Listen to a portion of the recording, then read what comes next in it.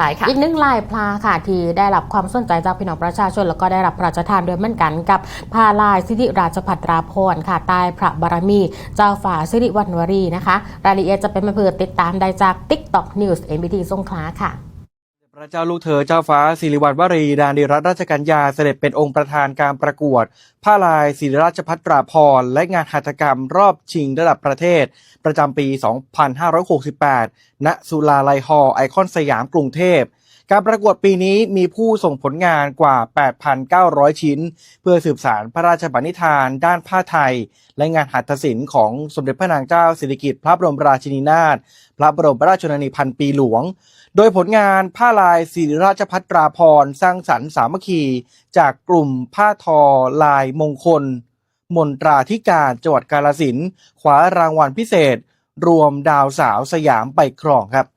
ภายในงานพระองค์ท่านได้มีพระดำรัสให้กำลังใจผู้ประกวดขอให้ทุกคนสืบสารงานผ้าไทยพัฒนาตนเองอย่างต่อเนื่องและร่วมกันรักษามรดกทางวัฒนธรรมให้คงอยู่สืบไป